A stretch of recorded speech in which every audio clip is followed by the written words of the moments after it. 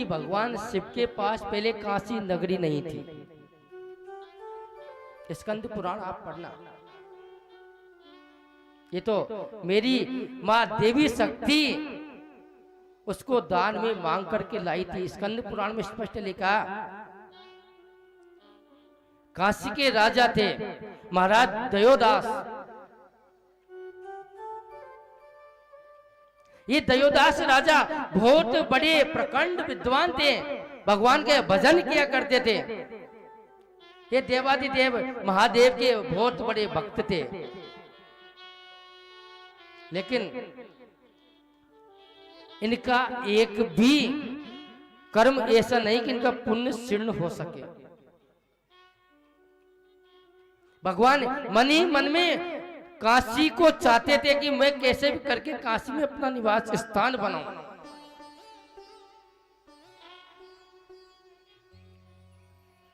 अब उनके पुण्य क्षीण कैसे हो, और जिस दिन पुण्य क्षीण हो गए उसी दिन काशी मेरी हो जाएगी।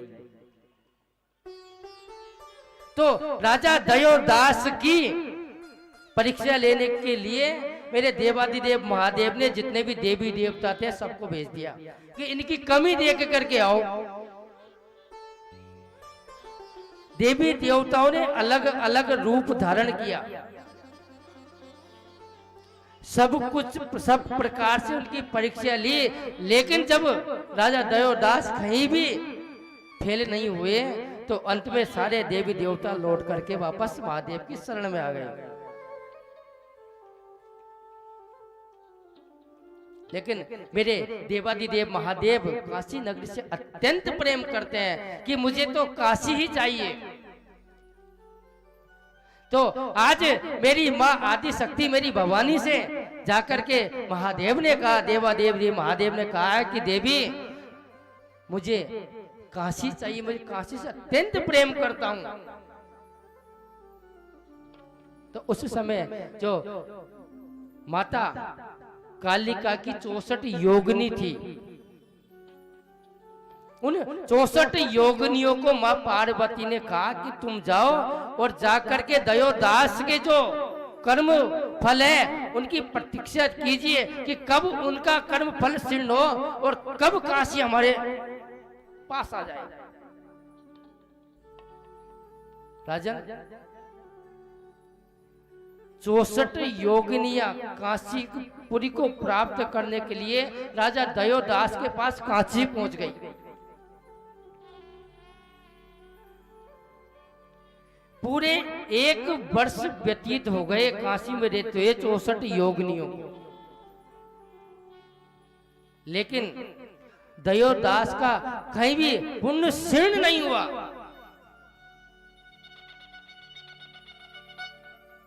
तब उस दिन से 64 योगिनियों ने सोचा कि काशीपुरी हमारे साथ हमारे पास आने वाली नहीं है। 64 योगिनियां निकल करके मेरे देवादिदेव महादेव के पास पहुंची और कहा कि प्रभु हम चाहकर के भी पूरे 12 महीने में भी दयोदास का कोई पुण्य क्षीण नहीं हुआ, हम सब कुछ से उनकी परीक्षा ले चुकी हैं, अब हमारी काशी नगरी हमें नहीं मिल सकती। तो आज मेरी माँ आदि शक्ति ने जाकर के अपने आप को निर्जन बनाया और जाकर के कहा कि पिताजी आप पिता के तुल्य हो, राजा हो, तो मेरा इस संसार में कोई नहीं है, आप क्या मुझे अपनी बेटी बना सकते हो क्या? आप अपनी मुझे बेटी बना सकते हो क्या? तो उन्होंने कहा कि बिल्कुल मैं तुम्हारा विवाह करके तुम्हारा कन्यादान करूंगा।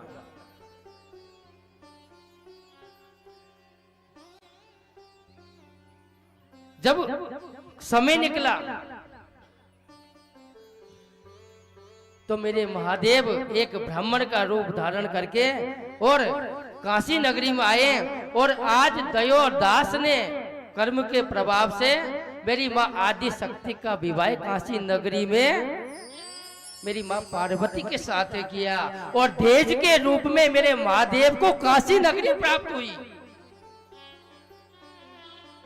उस दिन से आज तक मेरे देवादिदेव महादेव काशी में निवास करते हैं।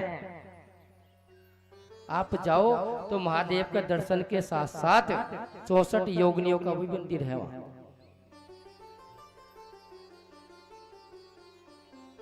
जो व्यक्ति महादेव की पूजा करके वो 64 योगिनियों का दर्शन करता है, उसके लिए भगवान शिव कहते हैं कि मैं अपने कार्तिक और गणेश के ही समान उसको अत्यंत प्रेम करता हूं।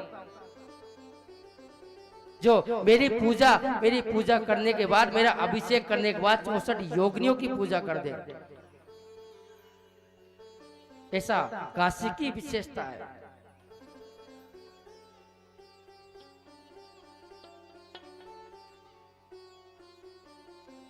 भारत में यदि हम देखा जाए तो वैसे तो क्यों शक्तिपीठ बताते हैं, लेकिन देवी भागवत में 108 शक्तिपीठ का वर्णन है, वो हम कल सुनाएंगे कथा में। कल परसों जब भी कथा आएगी 108 शक्तिपीठों का वर्णन है देवी भागवत के अंदर। तो 64 योगिनियों का पूरे भारत में 2 ही मंदिर है।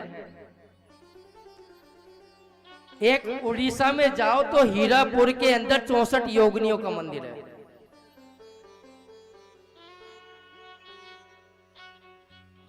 और दूसरा आप सबके लिए खुशखबरी है कि आपके मध्य प्रदेश के अंदर जिस राज्य में आप रहते हो, उस राज्य में भी मेरी माँ आदि शक्ति के 64 योगिनियों के रूप में मंदिर विख्यात है, जो खजुराहो में है। देवी भागवत में स्पष्ट लिखा, खजुराहो में जाकर के देखना, 64 योगिनी आज भी शक्ति पीठ के रूप में पूजाई जाती है।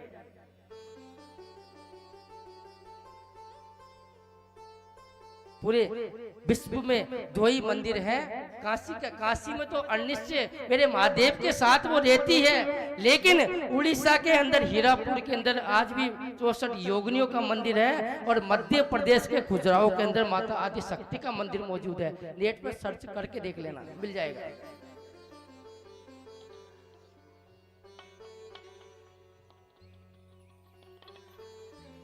राजन, कालिका के 5 रूप बताए हैं।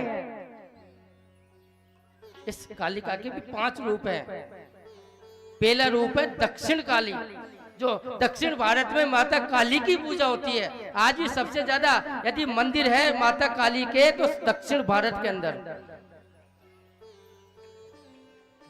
दूसरा रूप है गुहा काली। तीसरा है काम काली। चौथा है सिद्ध काली, और 5वां रूप है साक्षात महाकाली।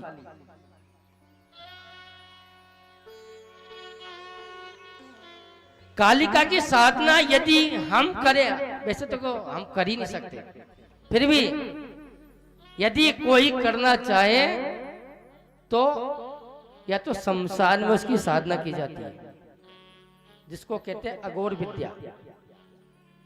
कई बार अघोरी देखे होंगे आपने, तो वो माता कालिका की ही पूजा करते हैं शमशान में लेकर के।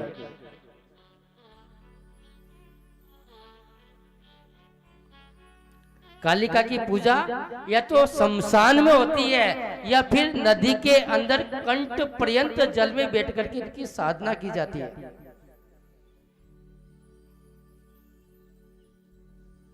दूसरा इन्हीं का एक रूप है, वो है कामाक्षा देवी, जो गुवाहाटी के अंदर विराजमान है, जो साक्षात मेरी 10वीं शक्ति है।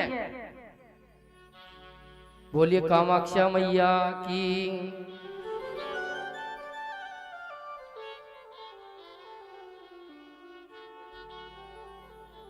कामाक्षा का मंदिर गुवाहाटी के अंदर है, और मैया की यहाँ योनि की ही पूजा की जाती है। योनि कोई शक्ति पीठ मान करके माता काली की यहाँ पूजा की जाती है।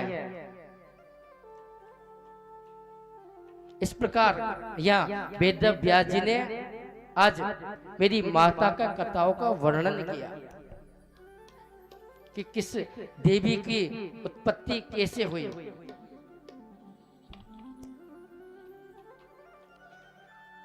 मैया की कथा चल रही है, तो एक बार मैया के दरबार में बोलिए सच्चे दरबार की।